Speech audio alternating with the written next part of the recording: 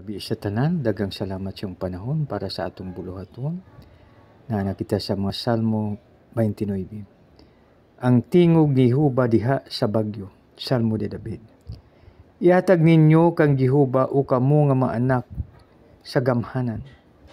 Ihatag ninyo kang Jehovah ang himaya ug ang kusog. Ihatag ninyo kang Jehovah ang himaya nga angay sa iyang ngalan.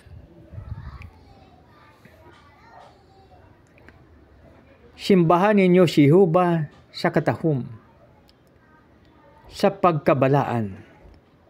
Ang tingog ni Jehovah naa sa ibabaw sa mga tubig. Ang Diyos ay maya, nagalugdog, bisan si Jehovah sa ibabaw, sa daghang mga tubig. Ang tingog ni Jehovah gamhanan. Ang tingog ni Jehovah na puno sa pagkahalangdon. Ang tingog ni Jehovah nagapukaw sa masidro. Oo, gipulpog ni Jehovah ang masidro sa Libano. O gipalukso niya sila sama sa mga nati nga baka. Ang Libano o ang Siyon, Siryon sama sa usa, kanating baka nga ilahas. Ang tingog ni Jehovah nagapabilin sa mga siga sa kalayo.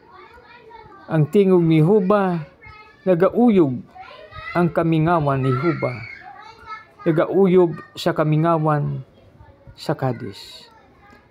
Ang tingog ni Jehovah nga bapamugso sa mga lagsaw nga baye.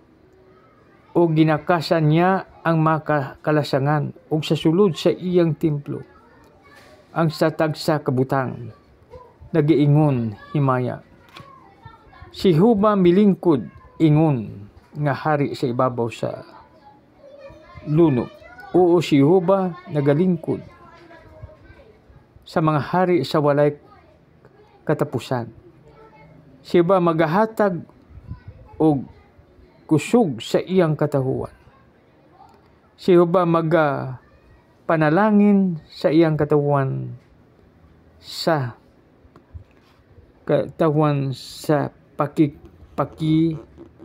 pakigdait.